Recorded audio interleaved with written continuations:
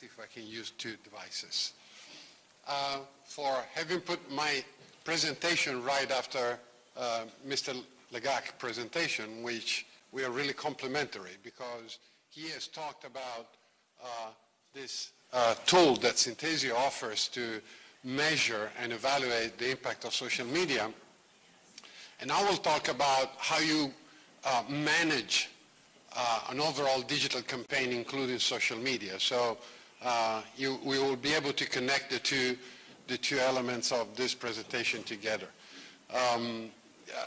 Just as a way of introduction, my business is consulting on large companies on how to deploy digital projects. So that's what I do for a living. In the past, we had a very simple word. We, the Red Star, the brand, would talk to the consumer down, the little blue face, and we would give them our messages. You know, whether we used advertising or public relations or other forms of promotion, that was the situation. You know, we talked and they listened. The word has gone a little bit more complex because now we have found, as many excellent speakers demonstrated and yesterday and today, that actually users will talk back to us. They expect us to be able to listen. Thomas said rightly, this is where everybody we start, you know, listening and understanding what they say about us.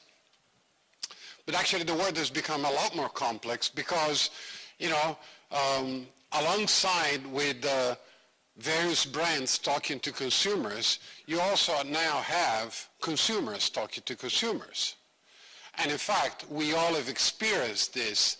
How many of you have never used Yelp or TripAdvisor when selecting a holiday or a restaurant? Why do you trust those reviews? This is people you don't know. This is people you will never meet in your life, but yet, if somebody says that this pizza place is a good one, you know, you are bound to believe it, yeah? And the reason lies in the fact that if you can count the arrows on the chart, you will see that the dotted arrows are much more numerous than the solid line arrows.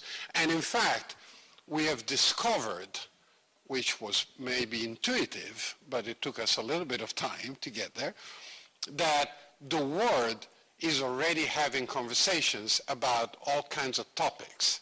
And we, the brands, are guests in this world of consumers that are talking to each other, right?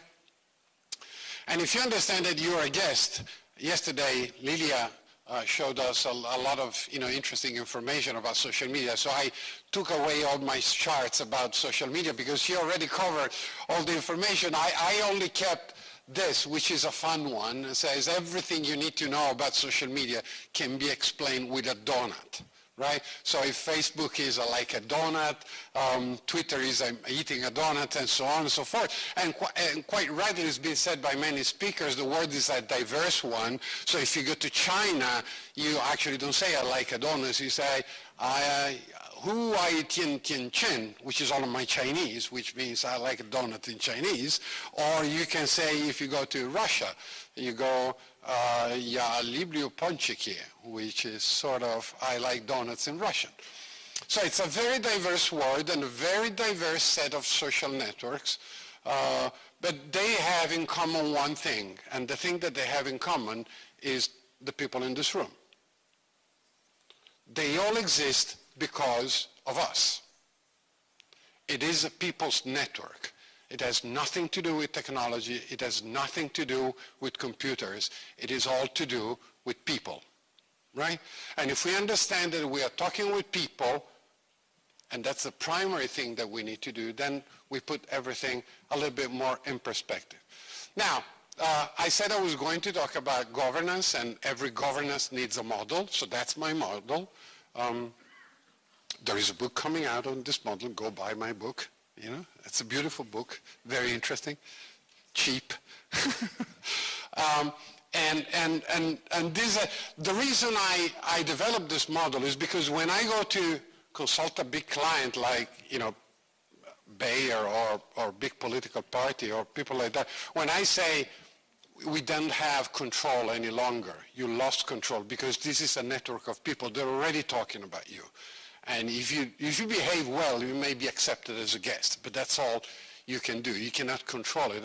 They immediately are scared, because companies like to control the conversations where they take part.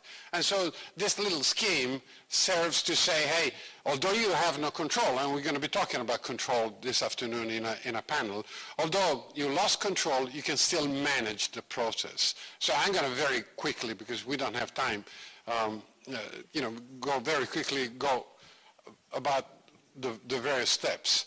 And you will recognize why I'm happy I just came after Thomas, because, a lot of what you will see here connects very well with what he said. So the first thing is, you go out and try to figure out why they're talking about it.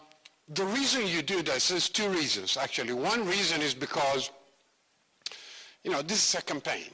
And any campaign, it's similar to a military campaign in a way. And the first thing any general does when starting a new campaign is it will send out scouts to figure out what the terrain looks like. You don't send tanks in a swamp. You do not send, you deploy your troops where they are.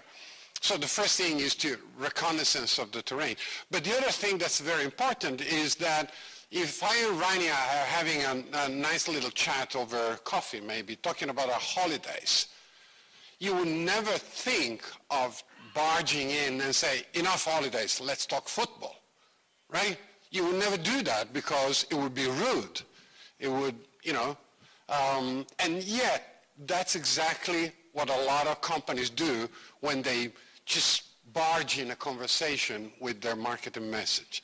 So, the first step is always to understand what they're talking about, what is the situation out there. The second step is to connect what you have to say, the little purple bars, with what they want to hear. And there are many things that they're going to be talking about that you don't want to be part of that conversation. On the other hand, there may be some of your marketing message that do not really resonate well. You have to understand this to maximize the value and efficacy of your marketing message. Then you're going to build an asset to contain all of that. A lot of my customers say, our website doesn't work. Please help me fix it. And I say, well, before we start thinking about fixing it, let's think about what you want to do with your website. And then you can build an appropriate container around it. Then the next step is to use social networks. You see, this is step number 4. And when I usually get engaged by a client, they say, oh, we need a Facebook strategy. And I say, why?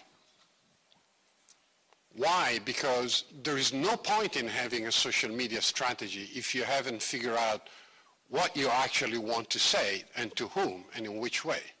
So using social networks, and again, I, tip of the hat to Synthesio, using a tool or using whatever system you will have, requires that you have a clear messaging strategy behind it.